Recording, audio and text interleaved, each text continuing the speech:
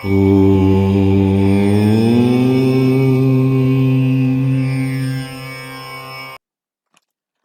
everyone, today is my first video and I would like to thank you for listening and viewing my video first of all. So, you might be wondering if you have ever seen my channel name. It is No Mind, No Problem because all the problems in the world were first created in the mind. If you look at the current situations or the previous unfortunate situations, it all because of the thoughts that are raised in someone's mind. So, when there is no mind, there is no problem. What does that mean by no mind? Mind is nothing but a cluster of thoughts, a group of thoughts. If there are no thoughts, there is no mind. So, when there is no thoughts, there is no problem. So, when there is no thoughts, there is no mind. That is why I have kept this channel name. And this is the core of the spirituality, observing thoughts and in turn be free from thoughts. That is the core and heart of spirituality. So today I'm going to speak about my first topic on this channel, that is how your life is labeled and controlled by our mind. How our life is labeled and controlled by our mind. So let's say like when you are born and up to 2 or maximum 3 years of age, you would not know who you are. You know how you have been those years and what you have done those years through your parents or somebody elders in your family. So at some point of our life, mind starts coming into play, which means nothing but you have started thinking. So thoughts started coming up. That is the point you start developing a labeled and mind projected life. So what do I mean by labeled life? Uh, It's not a big deal. It's not a big thing. So when you are born, you have been given name. You are named something, and you are assigned a religion, and you are instructed to do something and not to do something based on your cultural and traditional values that your parents follow or your family follows or your neighborhood follows something. And they decide what is your language, because your language comes to you when you see what people talking around you and you identify with that language. So you started believing that you are those values or you have to protect those values once you've grown up. And this is how, like, people around would be, even your parents would be pushing around. Some fortunate people, parents don't enforce their beliefs on children, but most, they don't do intentionally, but indirectly, without their consciousness, we, they pass it to the child. So mind projected life is nothing but it means based on the labels, like how you were labeled, based on that thoughts are created, and you started believing developing a false identity of you. And that is the exact place where mind starts warning you. Mind took the entire control of you.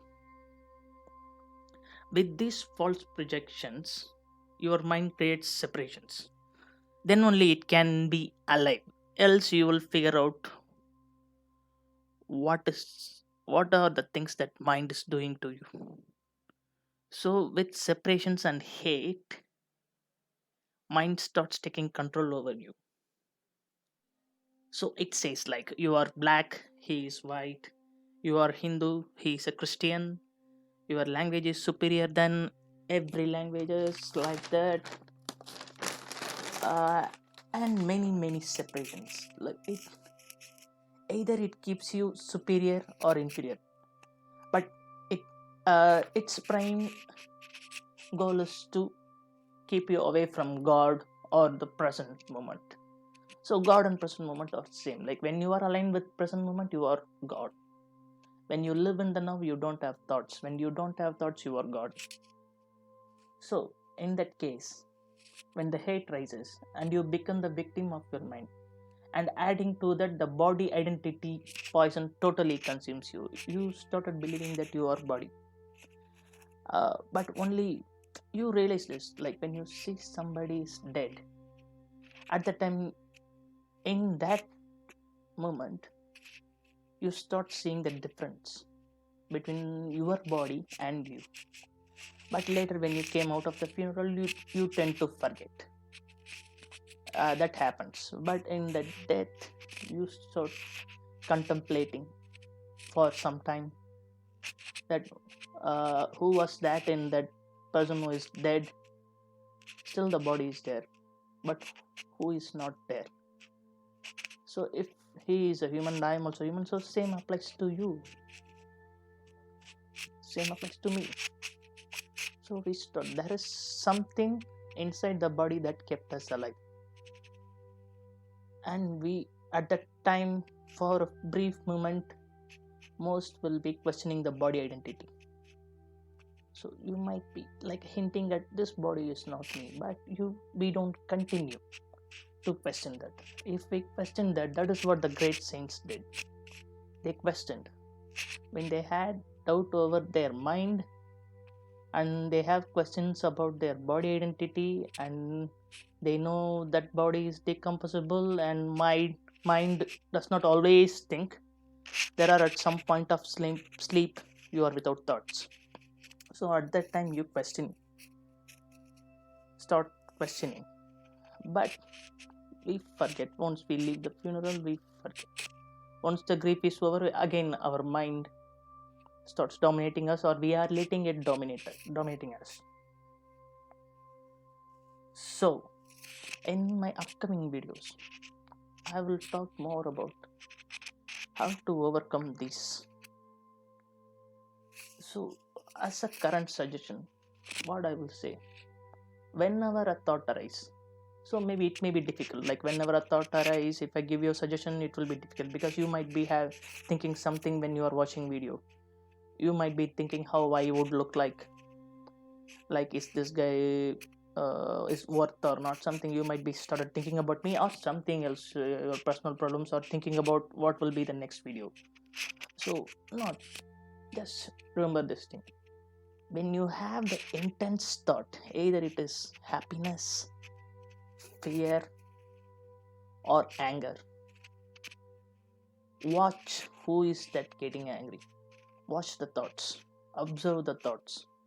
So when there is observation, there are two things are for sure: the thing that is observed and the one who observes. And go deep into the one who observes. Think about the observer and see the thought from the observer's point of view. This is my suggestion. You start from there. Okay, guys. So thank you for listening to my video. I will come back with quality contents on more and more stuffs in future. Thanks for watching again. Please subscribe to my YouTube channel and support me. Thank you. Bye.